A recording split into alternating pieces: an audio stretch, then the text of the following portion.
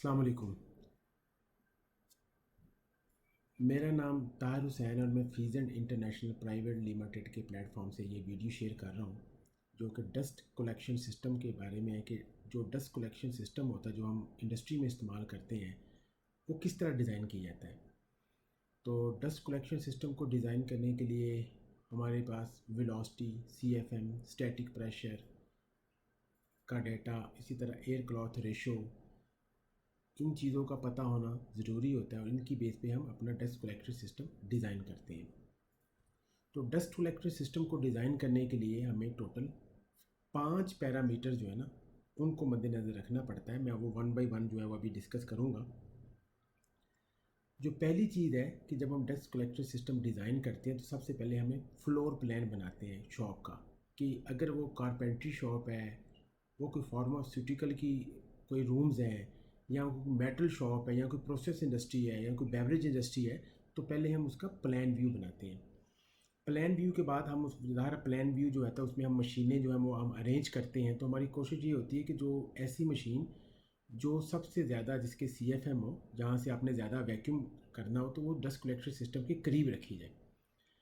तो पहला स्टेप ये होता है कि हम उसका प्लान व्यू बनाते हैं शॉप का। दूसरा स्टेप ये होता है कि हम डक्ट की वेलोसिटी मालूम करते हैं कि उस डक्ट के अंदर हमने कितनी वेलोसिटी रखनी है। तीसरा हमारा स्टेप ये होता है कि हम डक्ट या पाइप जो भी हमने लगाना है उसके हम डायमीटर मालूम करते हैं और सीएफएम मालूम करते हैं कि वहाँ से उस पाइप या डक्ट में से कितने सीएफएम गुजरेंगे। फोर्थ स्टेप हमारा ये होता है कि हम मेन डक्ट जो होती है, ये जो ब्रांच डक्ट होती है, ये जो मेन डक्ट को जाके मिलती है, उसमें हम उसका डायमीटर और सीएफएम मालूम करते हैं। और हमारा फिफ्थ स्टेप ये होता है कि हम स्टैटिक प्रेशर मालूम करते हैं कि जो रेजिस्टेंस पेश हो रही है एयर को फ्लो करने के लिए पाइप या डक्ट में, वो कितनी रेजिस्टेंस है, तो हम स्टैटिक प्रेशर मालूम करते हैं। कुछ इंपॉर्टेंट टिप्स होती हैं जब आप डस्ट कलेक्शन सिस्टम को डिज़ाइन करते हैं, तो उसमें हम ये देखते हैं कि जो मशीन जिसके हाईएस्ट सीएफएम हो उसको हम उसके डस्ट कलेक्टर के करीब रखते हैं। और हमारी कोशिश ये होनी चाहिए कि हमारा जो भी हमारी डक्ट है उसकी लेंथ जो कम से कम हो, ताकि कम से कम रेजिस्टेंस हो, उसका स्टैटिक प्रेशर कम हो। कुछ चीज़ें जो है वो हम सपोज करते हैं, वो मैं आपको बताऊंगा। जो हमारी फाइनल डक्ट होती है जो कि डस्ट कलेक्टर सिस्टम के साथ कनेक्ट होती है, जो हमारी फाइनल मेन डक्ट होती है, वो हम कोशिश करते हैं कि वो स्ट्रेट हो, उसमें कोई 90 या 45 डिग्री की एल्बो ना हो। तो उसके लिए हम मिनिमम ये करते हैं कि जो भी आपकी डक्ट है उसका जो डायामीटर 3 टाइम जो है ना, उसकी जो आखिरी डक्ट है वो स्ट्रेट होनी चाहिए। फॉर एग्जांपल अगर आपकी डक्ट का साइज़ 8 इंच है, तो आप 8 को अगर 3 से मल्टीप्लाई करते हैं तो ये 24 इंच आपकी स्ट्रेट पाइप होनी चाहिए। फिर ये कि डक्ट कलेक्शन सिस्टम के लिए जो आप डक्ट लगाते हैं उसको फिर आपने सपोर्ट्स देनी होती है। तो 10 फीट के बाद आप 10 फीट के डिस्टेंस पे आपने सपोर्ट दें उसको। जो जिस रूम से आपने डस्ट कलेक्ट करनी होती है वहाँ पे हम फ्लेक्सिबल पाइप यूज़ करते हैं, ताकि इजीली हम अपना जो हमारा जो कैप्चर हुड होता है हम उसको जहाँ भी चाहें मूव कर सकते हैं। तो फ्लेक्सिबल पाइप के साथ हम उसको मूव करते हैं, क्योंकि ये फ्लेक्सिबल पाइप होता है तो इसमें रेजिस्टेंस और स्टैटिक प्रेशर ज़्यादा होता है। तो हम इसकी जो लेंथ लेते हैं, अगर आपके पास तकरीबन 5 फीट आप लगाते हैं तो हम उसको 3 टाइम्स उसकी हम इक्वल लेंथ लेते हैं। अब ये कि जो डस्ट कलेक्शन सिस्टम है, ये मैं आपको अभी एक एग्जांपल से भी समझाता हूँ। ये आपके सामने एक मशीन शॉप है जो कि फ्यूम कलेक्शन सिस्टम है। इसमें ये आप देख रहे हैं कि एक ये मशीन है, इसमें टोटल जो है वो 5 मशीन है। ये इसको ब्रांच डक्ट कहते हैं, ये आपकी मेन डक्ट है और ये आपका डस्ट कलेक्शन सिस्टम है। तो सबसे पहले जैसे मैंने कहा था, सबसे पहले स्टेप ये होता है कि आप एक प्लान व्यू बनाते हैं। हमने प्लान व्यू बना लिया, इसमें हमने मशीनों को शो कर दिया, उसमें ब्रांच डक्ट और मेन डक्ट को शो कर लिया। इसके बाद आपका सेकंड स्टेप ये होता है कि आप वेलोसिटी मालूम करते हैं। ये आप चार्ट नंबर 1 देख रहे हैं, ये चार्ट है, इसमें ये लिखा है कि मेटल वर्किंग डस्ट। इसमें आप जो ब्रांच डक्ट है इसमें वेलोसिटी आपने 4500 फीट पर मिनट रखनी है, और जो मेन डक्ट है उस वहाँ पे आपने वेलोसिटी 4000 फीट पर मिनट रखनी है। ये आपकी जो मेन डक्ट है, जब आप इसको डिज़ाइन करना है तो ये वेलोसिटी रखनी है। इसी तरह जैसे वुड वर्किंग डस्ट, जैसे कि कारपेंट्री शॉप है, तो उसकी जो ब्रांच डक्ट होती है वहाँ पे आपने वेलोसिटी 4000 फीट पर मिनट रखनी है, और जो आपकी मेन डक्ट है वहाँ पे आपने वेलोसिटी 3500 फीट पर मिनट रखनी है। इसी तरह अदर जो लाइट डस्ट इंडस्ट्रीज होती हैं, जैसे कि फार्मास्यूटिकल इंडस्ट्री है, तो वहाँ पे जो ब्रांच डक्ट होती है उसमें आप वेलोसिटी जो है ब्रांच डक्ट में वो 4000 फीट पर मिनट रखते हैं, और मेन डक्ट में 3500 फीट पर मिनट रखते हैं। ये आपका सेकंड स्टेप होता है, जिसमें आप डक्ट के अंदर जो वेलोसिटी रखनी होती है, आपने जो डक्ट डिज़ाइन करनी होती है, ये आपका वो सेकंड स्टेप है। अब आपका थर्ड स्टेप ये होता है कि आप CFM मालूम करते हैं और डायामीटर जो मालूम करते हैं कि जो ब्रांच डक्ट है, जैसे कि अगर मैं ये जाऊँ कि ये मेरी ब्रांच डक्ट है, इसका क्या डायामीटर होगा साइज़ का, या इस ब्रांच डक्ट का क्या होगा, तो ये कैसे मालूम करते हैं अब हम वो डिस्कस करेंगे। आमतौर पे जो मशीन्स होती हैं उनके साथ कॉलर्स लगे होती हैं। कॉलर का जो डाया होता है वो आप इंचज़ में कैलकुलेट कर लें, वो ही आपकी ब्रांच डक्ट का साइज़ होता है। फॉर एग्जांपल अगर मेरी एक मशीन है और उसका 4 इंच जो है वो कॉलर है, तो 4 इंच की डक्ट आप ब्रांच डक्ट उसको लगाएंगे।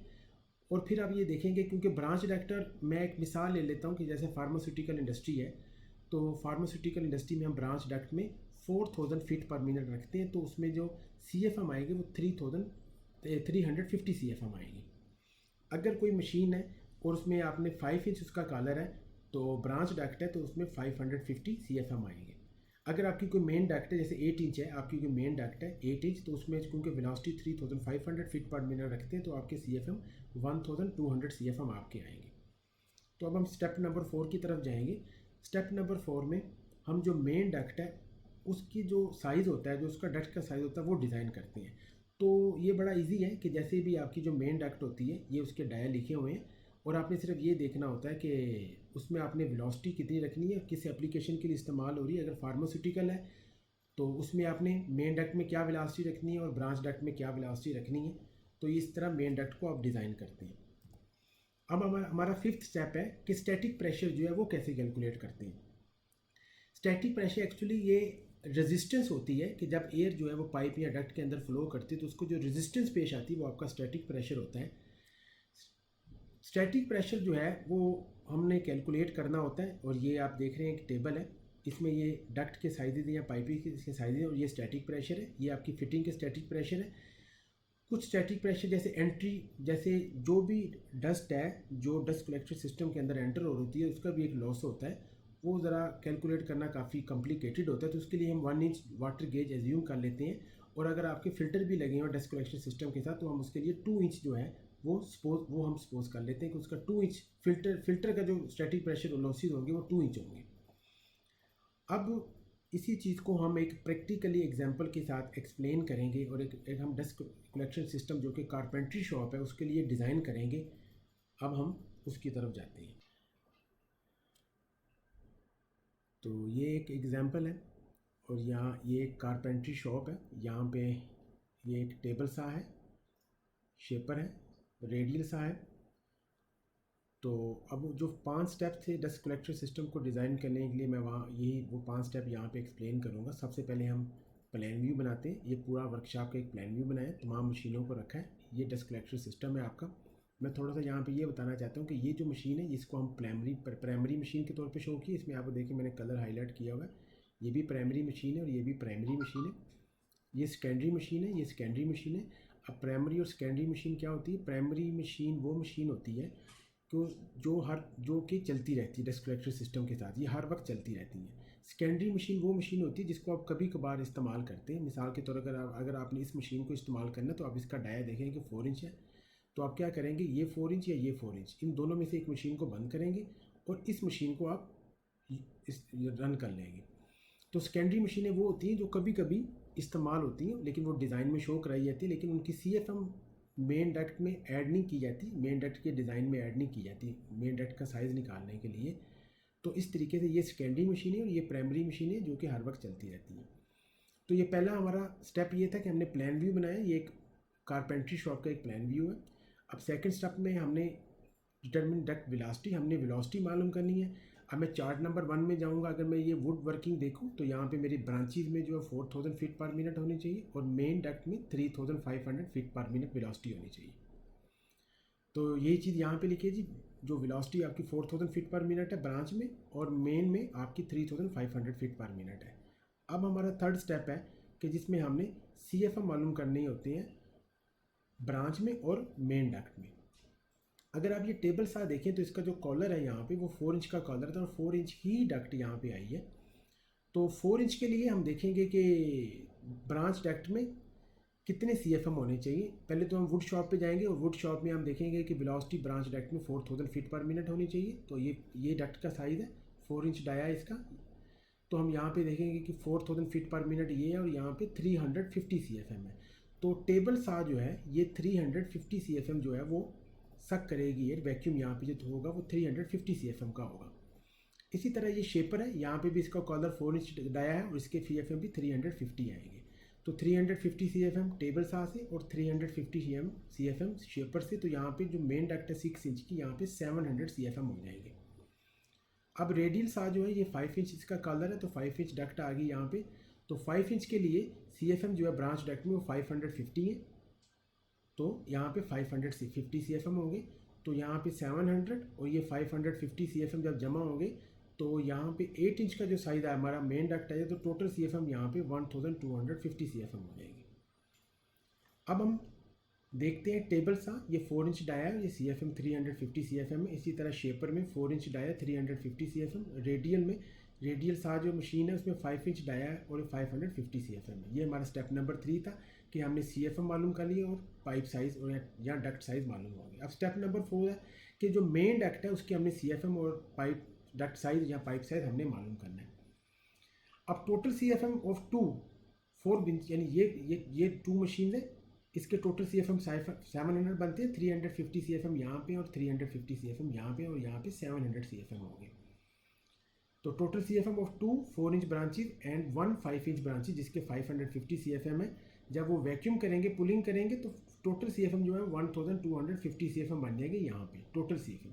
हम सेकेंडरी के नहीं लेंगे जैसे कि मैंने पहले कहा था कि सेकेंडरी मशीन को हम मेन डक्ट के साइज़ में इस्तेमाल नहीं करेंगे। सेकेंडरी मशीन को अगर हमने रन करना है जो कभी कभार चलती है, तो इसमें से कोई एक मशीन हम उसके साइज़ के हिसाब से बंद करके हम इसको यूज़ कर सकते हैं। अब स्टेप नंबर 5 है कि हमें स्टैटिक प्रेशर मालूम करना है। तो स्टैटिक प्रेशर जो है हम देखें कि सबसे दूर हम हमेशा लॉन्गेस्ट पाथ लेते हैं और लॉन्गेस्ट पाथ में हमारे पास टेबल सा जो है सबसे दूर मशीन पड़ी है जिसको हम वर्स्ट ब्रांच कहेंगे। तो हम स्टैटिक प्रेशर जो है पहले मालूम करेंगे। जो वर्स्ट ब्रांच है वो हमारा टेबल सा है जिसका 4 इंच डाया है। तो हम सबकी अब इक्वल लेंथ निकालेंगे। तो स्ट्रेट पाइप जो इसमें हमारा 20 फीट बंधा है, ये 20 फीट है जो हमारा यहाँ तक 20 फीट बंधा है। इसमें ये 2 90 डिग्री की एल्बो है, 2 45 डिग्री की एल्बो है।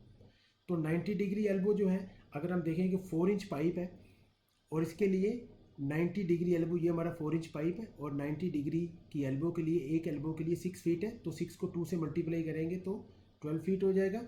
और इसी तरह 45 डिग्री एल्बो के लिए 3 फीट है, 2 एल्बो है, तो ये 6 फीट हो जाएगा। तो ये हमारा 12 फीट और 45 डिग्री के लिए 6 फीट हो गया।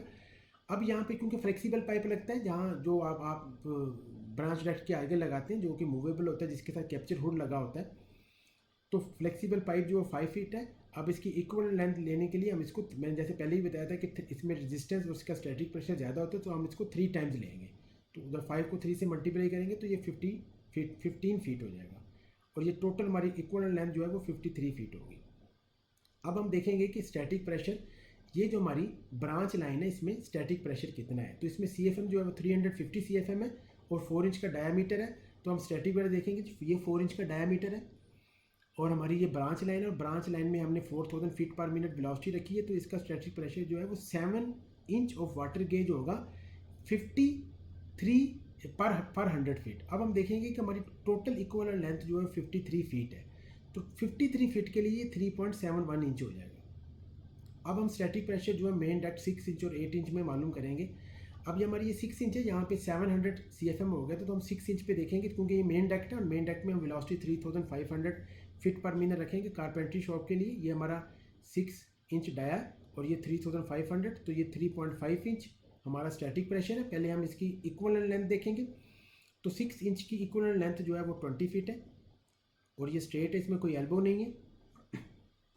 तो इसका स्टैटिक प्रेशर 3.5 इंच है 20 फीट के लिए और 20 पर 100 फीट के लिए, और 20 फीट के लिए कितना हो जाएगा 0.70 static inches of water gauge. अब हम 8 इंच का डायमीटर कैलकुलेट करेंगे।